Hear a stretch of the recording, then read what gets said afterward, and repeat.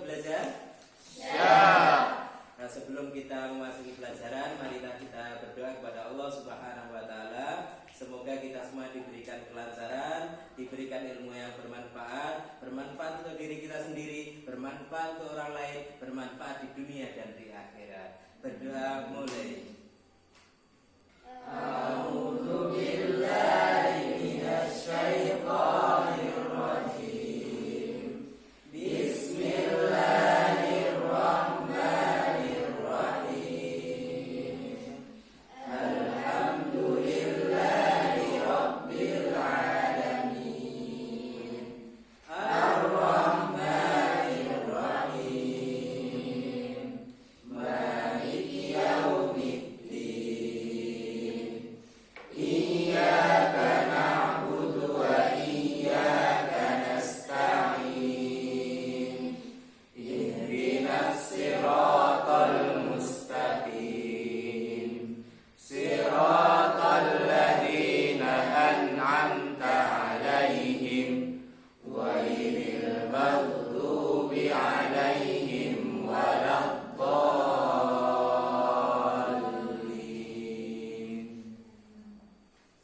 Oke, sebelum kita memasuki materi, saya akan mengabsen antum semuanya, para siswa.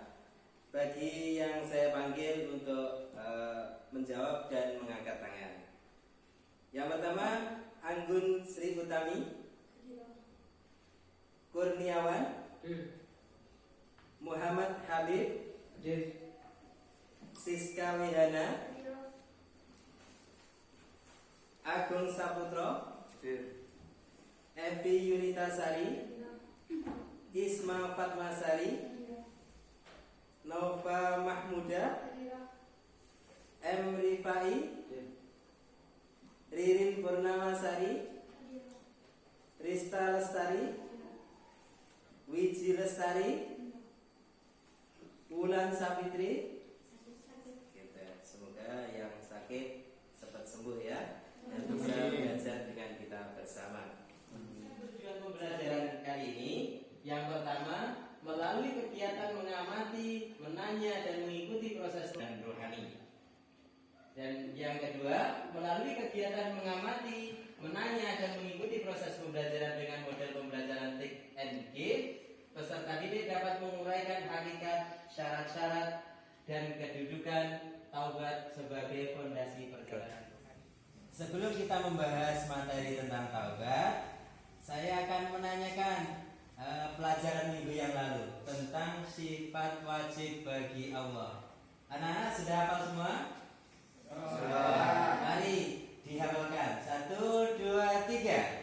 Wujud kita maqamu khulafatul awadisi yamu binafsi ilmu hayat sama segala muridat malikan hayat samian basiran mutahariman. Tepuk tangan semuanya. Iya, jadi dihafalkan ya, sifat-sifat wajib bagi Allah ada 20. Dihafalkan dan dimaknai tentang sifat yang dimiliki oleh Allah Subhanahu wa taala. Selanjutnya kita memasuki materi yang akan kita pelajari, yaitu mata pelajaran akidah akhlak kelas 10 bab 3 tentang taubat. Kira-kira ada yang sudah tahu taubat? Ada yang sudah tahu tentang taubat? Kalau belum mengetahui, mari kita belajar bersama.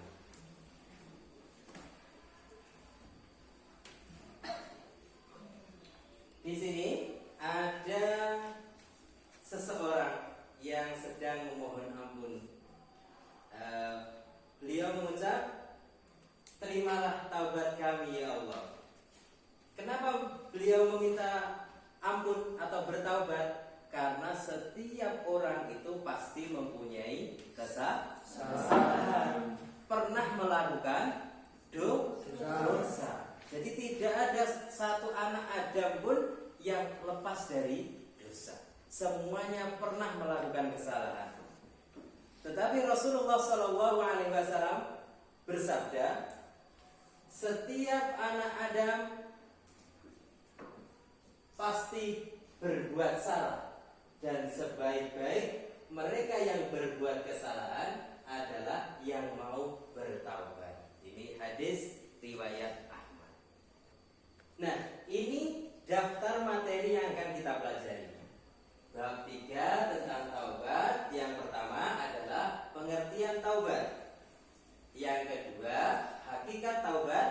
Yang ketiga, syarat-syarat taubat. Yang keempat, kedudukan taubat. Yang kelima adalah keutamaan taubat. Jadi nanti kita akan membahas satu persatu tentang hal-hal yang ada di depan ini. Pengertian taubat. Jadi apa itu taubat? Taubat secara bahasa yang artinya kembali kepada Allah Subhanahu wa taala. Sedangkan taubat secara syar'i adalah meninggalkan dosa karena takut kepada Allah Subhanahu wa taala.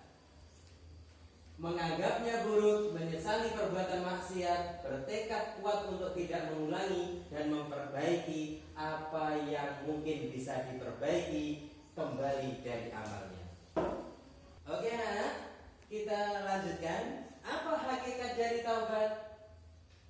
Hakikat dari taubat adalah penyerahan diri seorang hamba kepada Rabb-nya atau kepada Tuhannya, kembali kepada Allah Subhanahu wa taala, dan konsisten menjalankan ketaatan kepada Allah.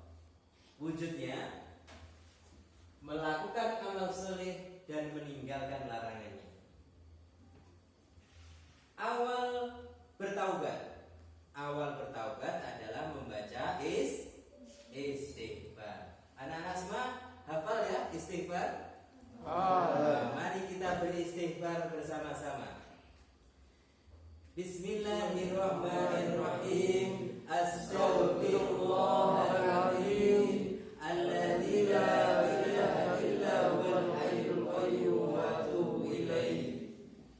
Itu adalah istighfar. Artinya, aku memohon ampun kepada Allah, Zat yang tidak ada sesembahan kecuali Dia, yang maha hidup lagi maha berdiri sendiri, dan aku bertaubat kepadanya. Syarat-syarat taubat.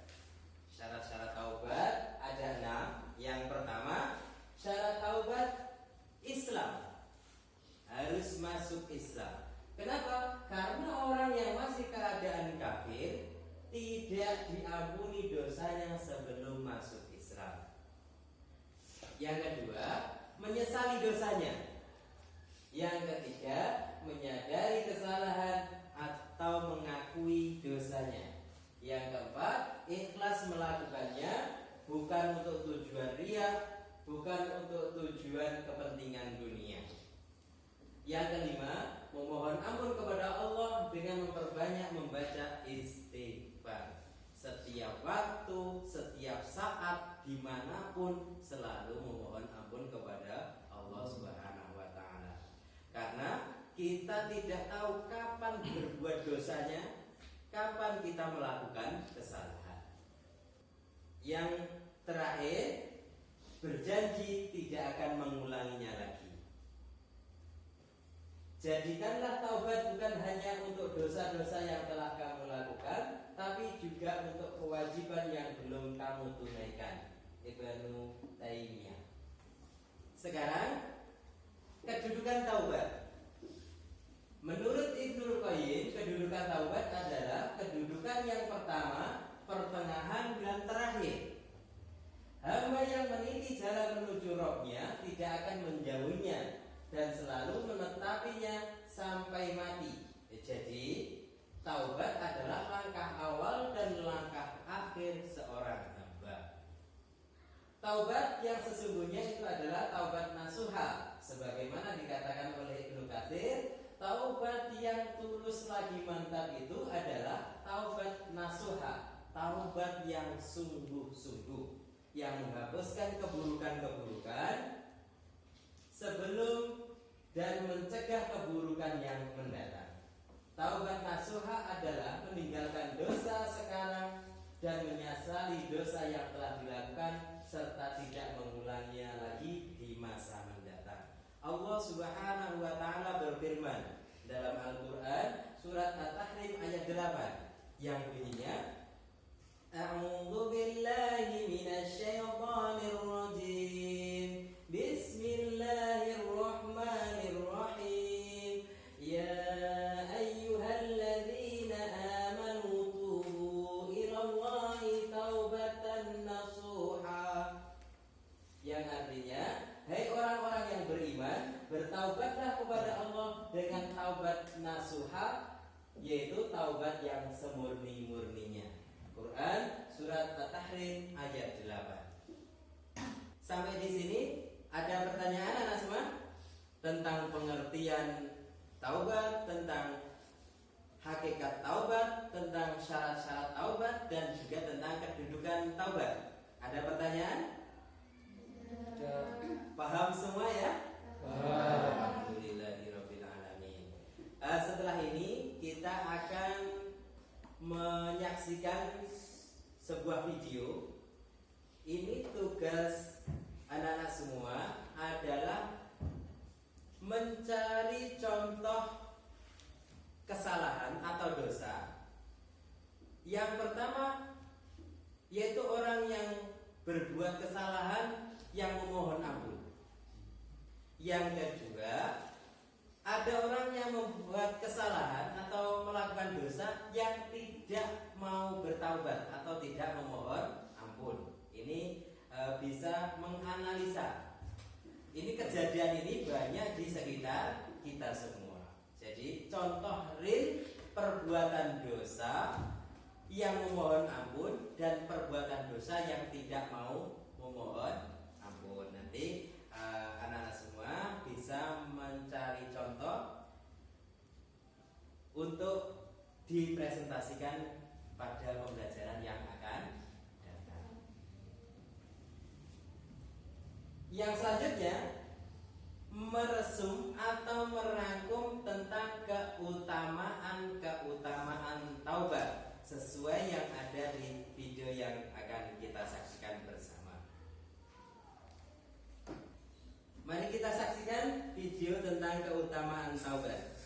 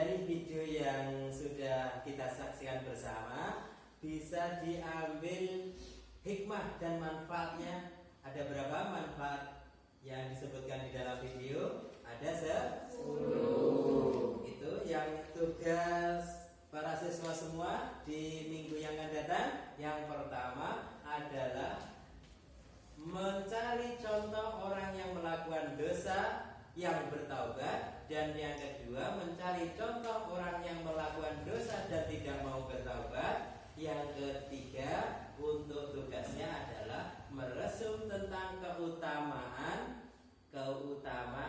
bertaubat dikaitkan dengan kehidupan sehari-hari.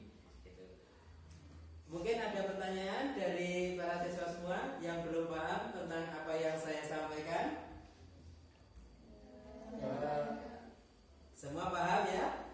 Alhamdulillahirabbil alamin.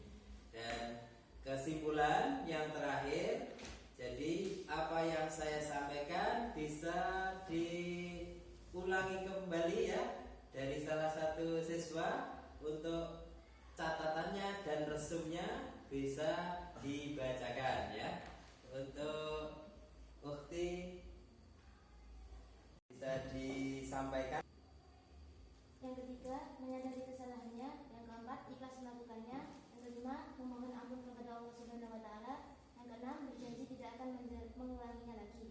Syukran. Wassalamualaikum warahmatullahi wabarakatuh. Waalaikumsalam warahmatullahi wabarakatuh. Tepuk tangan untuk Wiji Lestari. Nah, demikian kesimpulan yang disampaikan oleh saudari Wiji Lestari. Yang lain juga harus meresum dan menyimpulkan. Siap ya? Siap. Selalu belajar di rumah, belajar dan belajar. Ini yang terakhir tentang taubat. Janganlah menunda taubat, karena semakin lama perjalanan yang ditempuh, kembalinya juga menjadi semakin sulit. Allah Subhanahu wa taala berfirman dalam Al-Qur'an surat Al-Baqarah ayat 222 yang artinya, sesungguhnya Allah menyukai orang-orang yang bertaubat dan menyukai orang-orang yang mensucikan diri. Semoga kita semua tergolong orang-orang yang mutawabin dan orang-orang yang mutatahhirin. Amin amin ya rabbal alamin. Demikian pembelajaran kita pada pagi hari ini. Sudah usai. Pesan saya, mari kita belajar yang sungguh-sungguh, belajar yang rajin, sehingga kita menjadi orang yang pandai. Jadi ketika kita ada kesulitan, kita bisa memecahkan suatu masalah. Demikian, banyak kekurangan dari saya pribadi, mohon maaf yang sebesar-besarnya. Kita akhiri dengan membaca hamdalah